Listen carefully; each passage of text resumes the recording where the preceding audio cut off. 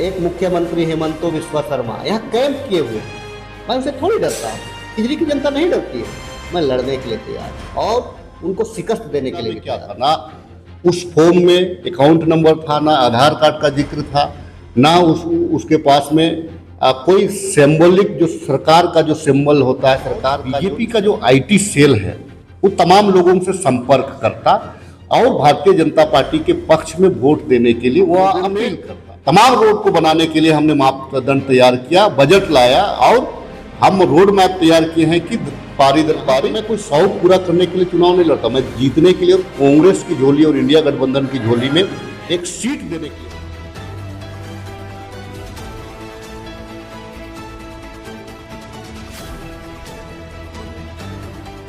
इस वक्त हमारे साथ जुड़ चुके हैं राजेश कच्छप। हम उनसे बात करेंगे कि किस तरह से विधानसभा चुनाव की तैयारियां चल रही है। चूंकि अपने क्षेत्र में सबसे लोकप्रिय विधायकों में से एक राजेश कच्छप ने अपनी पूरी जी जान से जनता की सेवा भी की, ना कि किसी भी काम में कमियां छोड़ी है। आज हम उन्हीं के साथ मौजूद है, लेकिन हम बात कर रहे हैं कुछ राजनीतिक गलियारों के बारे में। सर, आपका बहुत बहुत स्वागत है हमारे चैनल पर।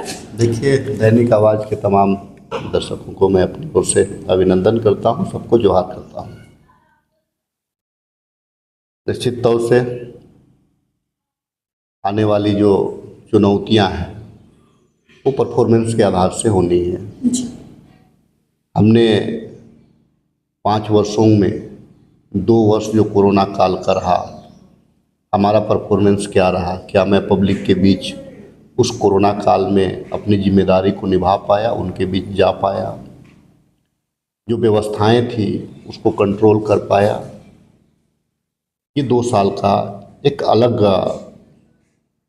कहानी है।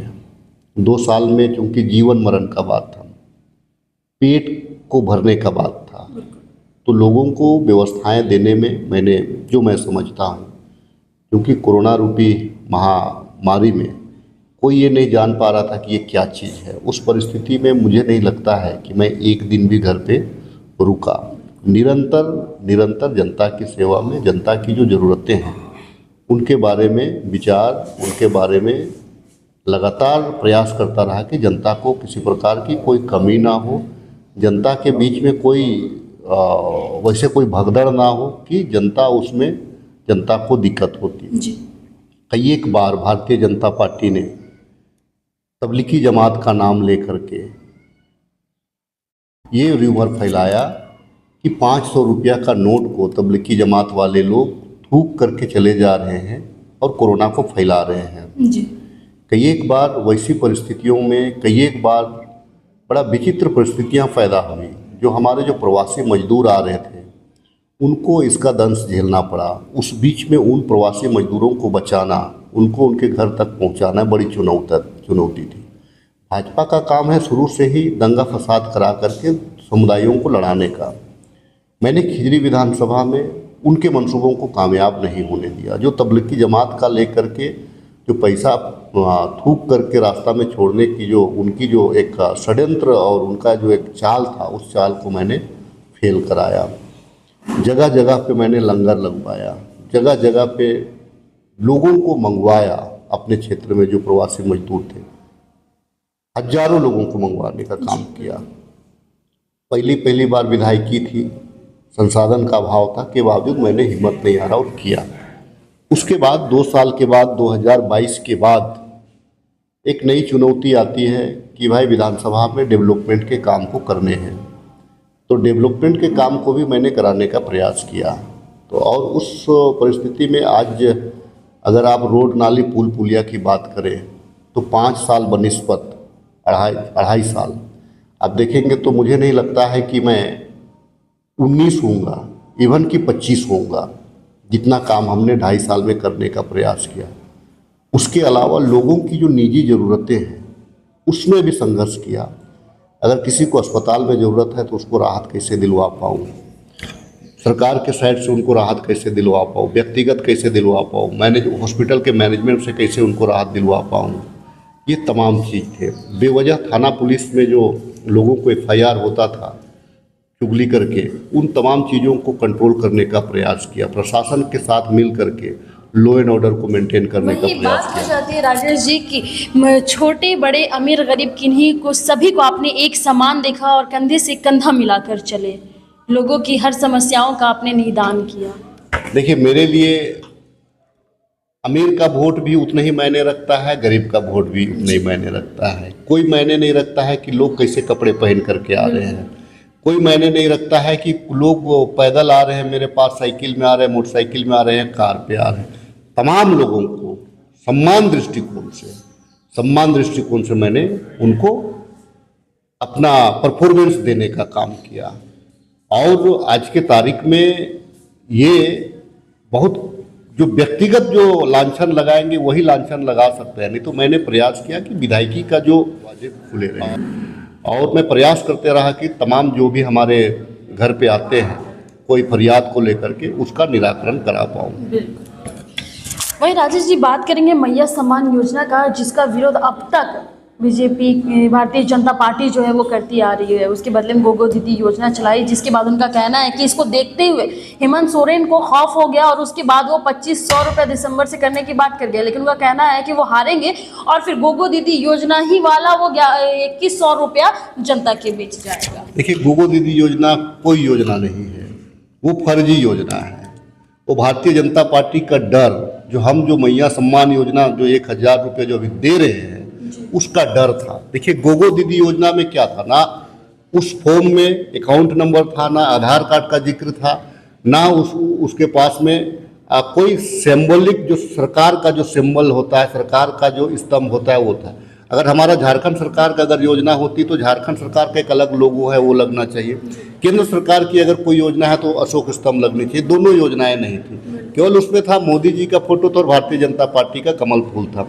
तो भारतीय जनता पार्टी क्या पॉकेट से पैसा देती क्या? देखिए, गोगो दीदी योजना में वो लोग सिर्फ मोबाइल नंबर दिया था, वो इसीलिए दिया था कि उसको लोग कलेक्ट करता और बीजेपी का जो आईटी सेल है वो तमाम लोगों से संपर्क करता और भारतीय जनता पार्टी के पक्ष में वोट देने के लिए वह अपील करता।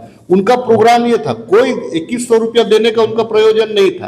एम के प्रक्रिया वो सरकार में आना चाह रहे थे, इसीलिए उन लोगों ने एक प्रलोभन, एक फेक अनाउंसमेंट किया कि भाई गोगो दीदी योजना के तहत मैं 2100 रुपया दूंगा। जिस प्रकार से अमित शाह जी ने कहा कि भाई जो 15 करोड़ रुपया 15 लाख रुपया जो था वो एक जुमला था, ये भी जुमला ही करार होता।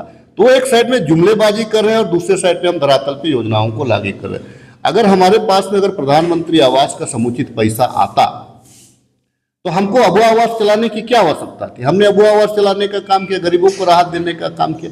आज भी अप्रैल माह से जो वृद्धा और विधवा लोगों को और दिव्यांग लोगों को जो पेंशन आता है, जो केंद्रीय जो 15% झारखंड में आता है, आज भी अप्रैल माह से बंद पड़ा हुआ है।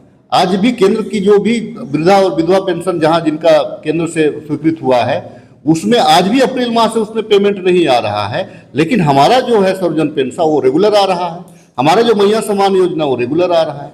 दूसरी चीज है कि मनरेगा एक अचूक मजदूरों का जो समस्याओं का उनको जो रोजगार देने का एक साधन है। मनरेगा में आज भी जितने लोग कुआं कोड़े हैं, जितने लोग तालाब कोड़े हैं, जितने लोग चेक आड़बंदी किए हैं, किन्हीं को आज भी 1 रुपया पैसा नहीं मिला है। आज भी सारा का सारा फाइल पेंडिंग है। क्यों भाई? आज आप देख लीजिएगा प्रधानमंत्री सड़क योजना में आप देख लीजिएगा कि प्रधानमंत्री सड़क योजना हमारा अधूरा पड़ा हुआ है। क्यों अधूरा पड़ा हुआ है भाई? 1.5 साल पहले मैंने शिलान्यास किया माननीय सांसद के साथ मिलकर के, क्यों काम नहीं हो रहा? लेकिन वहीं पे प्रधानमंत्री सड़क योजना में आप देखेंगे कि हम लोग उसको रेगुलर पेमेंट करें और हम लोग रास्ते भी बना रहे हैं। हम लोगों ने जितने भी 6 साल से ऊपर जितने भी काम हुए हैं ग्रामीण विकास के माध्यम से, हम लोगों ने तमाम रोड को बनाने के लिए हमने मापदंड तैयार किया, बजट लाया और हम रोड मैप तैयार किए हैं कि पारी दर पारी हम उसमें तमाम रास्ता को बनाने का हम जो ग्रामीण विकास का है उसको हम काम करने जा रहे हैं। तो राजेश जी, कांग्रेस कोर कमेटी की दिल्ली में बैठक हुई, क्या कुछ रणनीतियां बनी, क्या कुछ निकल कर सामने आया? क्या फिर से आप केजरी विधानसभा के उम्मीदवार हो? अच्छा, राजेश कश्यप अगर नहीं लड़ता है तो कौन लड़ेगा? राजेश कश्यप क्या कभी भी घर में सोए रहा था? जनता के बीच रहा है, जनता का डिमांड है, खिजरी वासियों के जो जनता का ये मांग है और खिजरी के कार्यकर्ताओं का मांग है, ठीक है। व्यक्तिगत स्वार्थ बहुत सारे लोगों का पूरा नहीं हो सकता है, वो विरोध करते हैं, वो मायने नहीं रखता है। व्यक्तिगत विरोध करना वो मायने नहीं रखता है, लेकिन अगर वो पार्टी का अगर विरोध करेंगे तो उसको निष्कासन का सामना करना पड़ेगा। दूसरी चीज़ है टिकट जो है, टिकट चुनाव जीतने के लिए लड़ना चाहिए। टिकट अगर आप ले रहे हैं तो चुनाव आपको भारतीय जनता पार्टी को हराने के लिए लड़ना पड़ेगा, ना कि आप एक शौक पूरा करने के लिए आपको टिकट लेकर के चुनाव लड़ना है।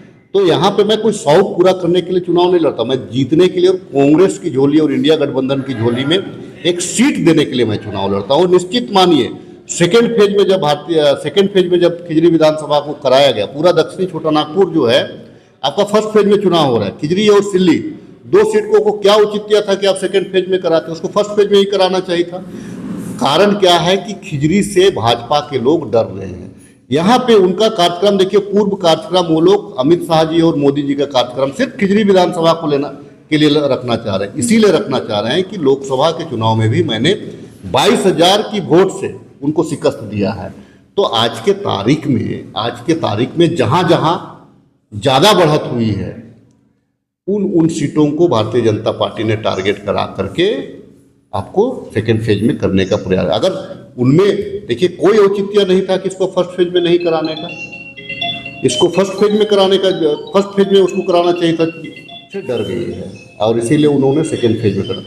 कोई आवे, प्रधानमंत्री जी आवे, गृह मंत्री जी आवे, यहाँ तो कैबिनेट मिनिस्टर शिवराज सिंह चौहान, एक मुख्यमंत्री हेमंतो विश्व शर्मा यहाँ कैंप किए हुए हैं। मैं उनसे थोड़ी डरता हूँ, खिजरी की जनता नहीं डरती है। मैं लड़ने के लिए तैयार हूँ और उनको शिकस्त देने के लिए भी तैयार हूँ। जी, ये हमारे साथ खिजरी विधानसभा से राजेश कच्छप जी जुड़ चुके थे, जिन्होंने बहुत ही बेबाकी से बात रखी और कहीं ना कहीं ये सारी अपनी बातों को रखा, जिस तरह से इन्होंने अपने क्षेत्र में काम किया और जनता कहीं ना कहीं इनसे काफ़ी ज़्यादा खुश भी है। ऐसे ही तमाम अपडेट्स के लिए बने रहे दैनिक आवाज़ के साथ। मैं नेहा।